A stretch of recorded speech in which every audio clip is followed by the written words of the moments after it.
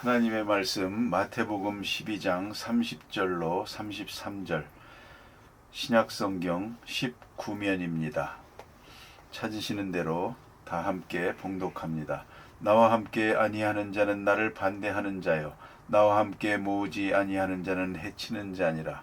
그러므로 내가 너희에게 이르노니 사람에 대한 모든 죄와 모독은 사하심을 얻되 성령을 모독하는 것은 사하심을 얻지 못하겠고 또 누구든지 말로 인자를 거역하면 사하심을 얻되 누구든지 말로 성령을 거역하면 이 세상과 오는 세상에서도 사하심을 얻지 못하리라. 나무도 좋고 열매도 좋다 하든지 나무도 좋지 않고 열매도 좋지 않다 하든지 하라. 그 열매로 나무를 아느니라. 아멘. 지난 시간에 말씀드린 바와 같이 예수님께서 귀신 들려서 눈 멀고 벙어리 된 자를 고쳐주었습니다. 여러분이 그 현장에 있다고 생각해 보십시다. 얼마나 놀라운 일입니까? 이 귀신 들린 사람을 위해서 기도해 봅니다마는 참 그런 때가 있습니다. 딱 기도하고 아멘 할 때 깨끗해지면 참 좋겠지만 그렇지가 않습니다. 그래서 며칠 동안 두고 계속 기도하고 그 다음에 깨끗해지는 것을 볼 수가 있는데요. 오늘 이같이 특별한 벙어리 되고 장님되고 귀신 들린 사람이 있는데 이걸 예수님께 데리고 왔단 말입니다. 이제 예수님께서 나가라 할 때에 눈을 뜨고 말을 하고 얼굴이 밝아지고 깨끗한 사람이 됐다는 말입니다. 이 얼마나 희한한 일입니까? 현장에서 이것을 보는 사람들의 마음이 어떠했겠습니까? 자, 이런 놀라운 일을 보는 순간 일반적인 사람들은 하나님을 찬양했습니다. 그래서 다윗의 자손이다. 이분은 메시아다. 성경에 오래오래 예언하던 바로 그 메시아, 그분이 바로 이분이 아니냐.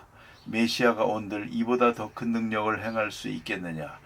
그런 반응도 있었습니다. 그런 거로 이분이 메시아다. 이렇게 인정을 하게 됩니다. 다시 말하면 나타낸 이적의 질이나 분량을 생각할 때 이 이적을 나타낸 사람을 생각하게 됩니다. 인격을 생각하는 것입니다. 그러니까 이 사건을 통해서 그리스도가 누구냐 합일점을 맞추게 됐습니다. 이것이 관심의 초점입니다. 언제나 초점은 인격에 있다는 것을 잊지 말아야 합니다. 그래서 예수 그리스도에 대하여 그들은 하나의 믿음을 가지게 됩니다. 바로 이런 순간에 그들의 마음속에 성령이 감동한 줄로 압니다. 이 능력 자체만 보는 것이 아니고 능력을 행사한 예수님을 보는 것입니다. 그리고 예수를 영접하게 되고 하나님을 찬양하는 그런 마음으로 성령이 그 마음을 감동했습니다. 이건 하나님의 일이다. 이건 성령의 역사다. 그런 거로 저분은 메시아다. 이런 마음을 가지게 했고요. 또 깨달음을 가지게 했고 그런 확신을 가지게 했습니다. 이것이 성령입니다. 그런데 오늘 이 시간에 이걸 굳이 왜곡하는 사람이 있습니다. 바리새인들이 설명을 하는데요. 이건 하나님의 일이 아니고 마귀의 괴수 바알세붑을 힘입은 거야. 바알세붑이 졸개를 보고 나가라고 해서 나간 거다. 그리고 자기가 저기 들어앉아 있는 거다. 그러니까 예수는 미쳤다. 귀신 들린 사람이다. 귀신 중에 더 괴수 귀신 들렸다. 이 말입니다. 이제 한번 생각해 보세요. 이 큰 기적을 보면서 하나님을 찬양하고 이 사건을 통해서 그리스도를 영접해야 되겠는데 그 예수를 영접할 수가 없어서 예수를 영접하지 아니하려고 굳이 이 시간에 미친 사람을 만드는 것입니다. 귀신 들린 사람으로 몰아치는 것입니다. 그때 예수님 말씀하시기를 만일에 내가 하나님의 성령을 힘입어서 귀신을 내쫓은 것이면 하나님의 나라가 여기에 임하였느니라. 이제 귀신의 세계가 나가고 하나님의 나라가 저 마음 안에 저 인격 안에 이루어지고 바로 여기에 이루어지고 있지 않느냐. 구체적으로 설명을 하셨습니다. 그리고 나서 부연을 다는 말씀입니다. 오늘은 신학적 해석이 나옵니다. 대단히 중요한 것입니다. 그것은 나와 함께 아니하는 자는 나를 반대하는 자요 나와 함께 모으지 아니하는 자는 해치는 자니라. 나와 함께 생각해야죠. 나와 같은 방향을 봐야죠. 여러분, 사랑이라는 게 뭡니까? 사랑은 마주보는 것이 아니라 같은 방향을 보는 것이다 라고 말합니다. 같은 방향을 바라보는 것입니다. 이것이 바로 사랑입니다. 그런데 예수님과 같이 하는 사람들은 예수님과 같은 생각을 해야죠. 예수님과 달리 생각하고 정반대로 생각한다면 그것은 예수님의 제자가 아니죠.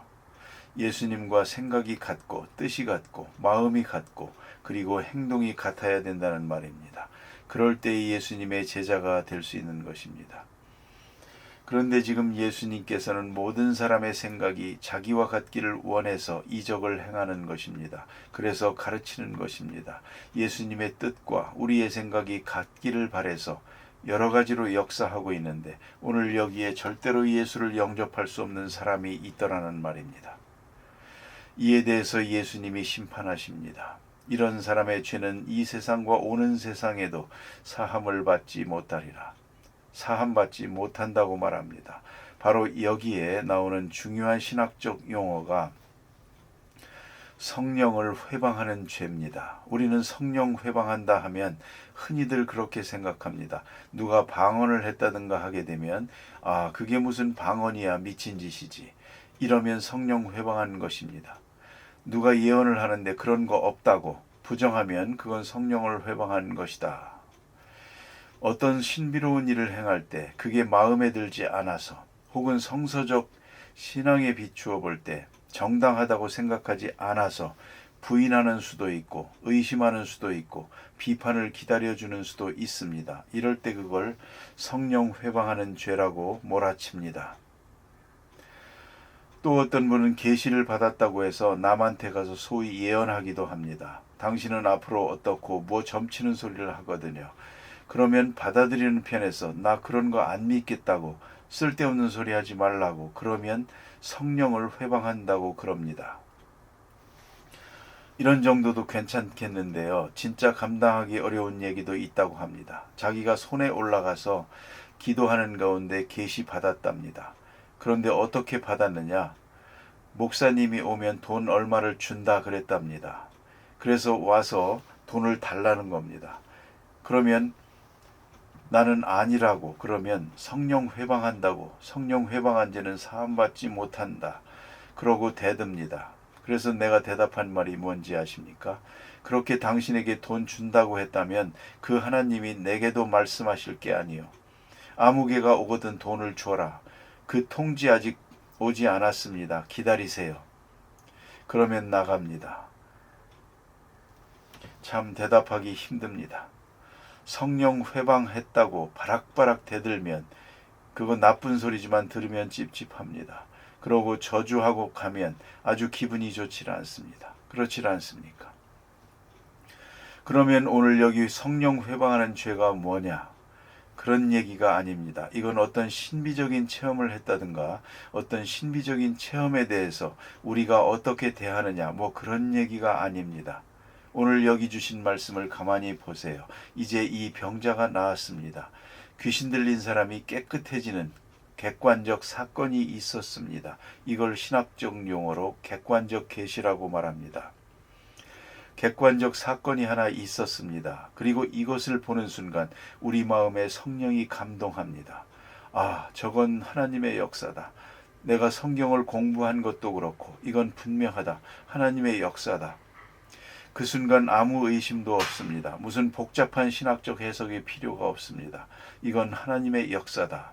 거기에 100% 몰입해 들어가면 하나님을 찬양하게 되는 것입니다. 이것이 성령의 역사입니다. 이건 성령이 내 마음을 감격시킨 것입니다. 그걸 잊지 말아야 합니다.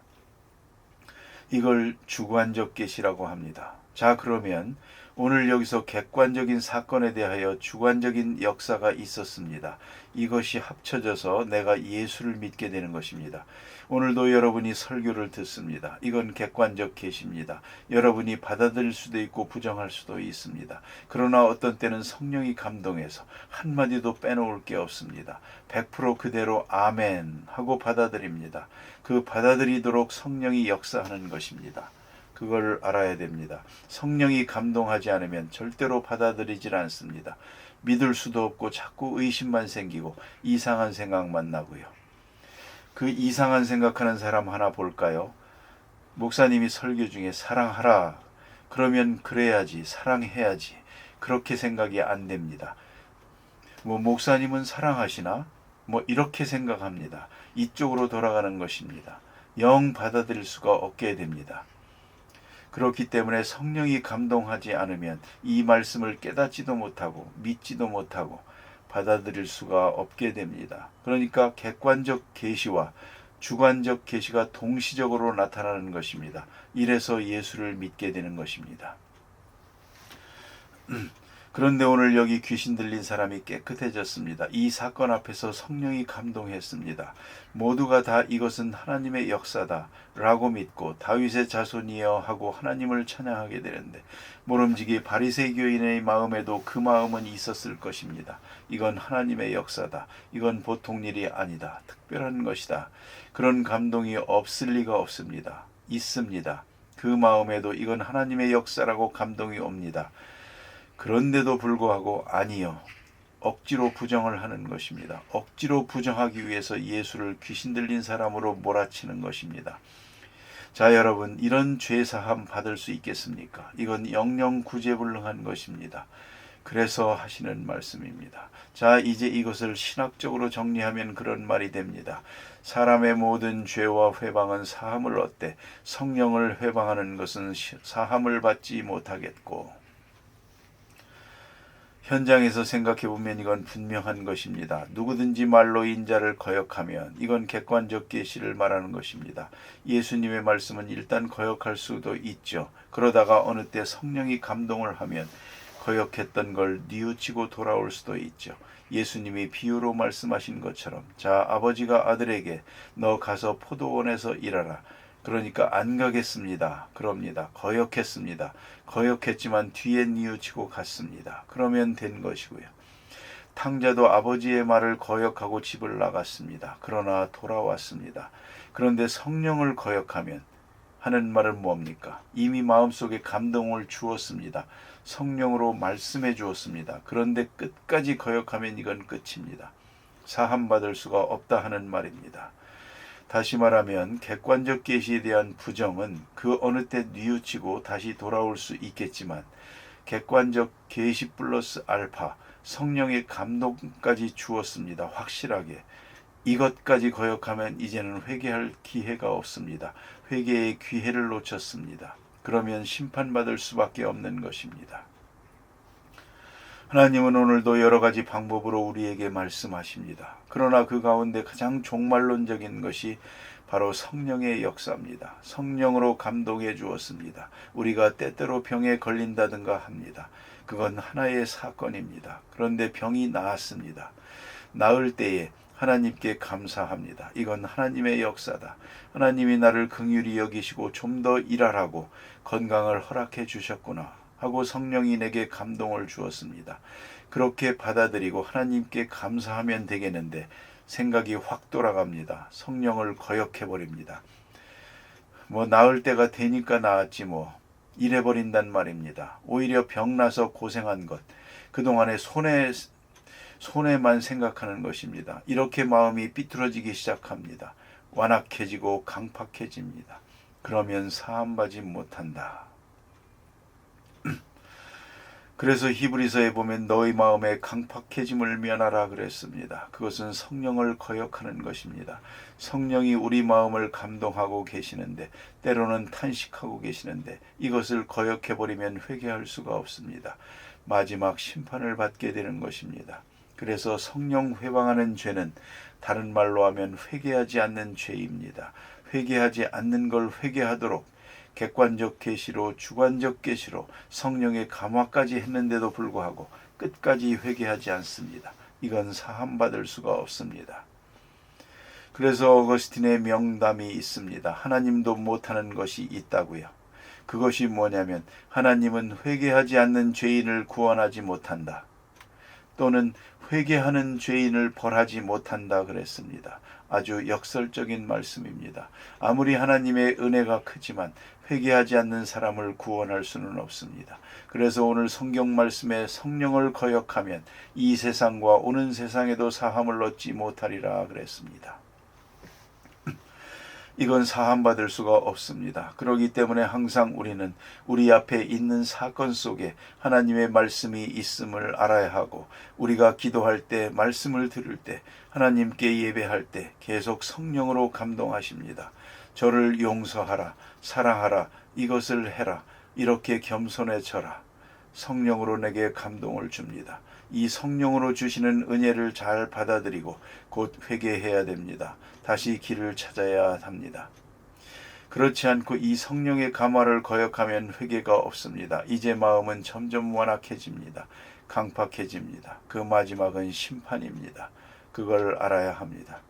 이제 예수님이 저들에 대해서 아주 구체적으로 비판하십니다. 나무도 좋고 실과도 좋다 하든지 나무도 좋지 않고 실과도 좋지 않다 하든지 하라. 그 실과로 나무를 아느니라. 자, 여기 귀신 들린 사람이 깨끗해졌습니다. 이건 선한 일입니다. 나무가 좋으면 열매도 좋은 것이지 선한 일을 보고 마귀의 역사가 웬 말입니까? 이건 아니죠. 선한 열매를 보면서 그 원천을, 그 근본을 악하다고 말하는 것입니다. 마귀가 선행을 했다고 말합니다. 이런 엉터리 해석이 어디 있습니까? 그런 거로 심판하는 것입니다. 열매를 좋다고 하려거든 나무도 좋다고 해야지. 좋은 열매를 보면서 나무를 악하게 비판하는 것, 그것은 너희가 마음에 있는 이성도 양심도 성령도 거역하고 속이는 것이다, 이 말입니다. 그런 거로 이 죄는 사함받지 못하리라, 이렇게 말씀하십니다. 기도하십시다.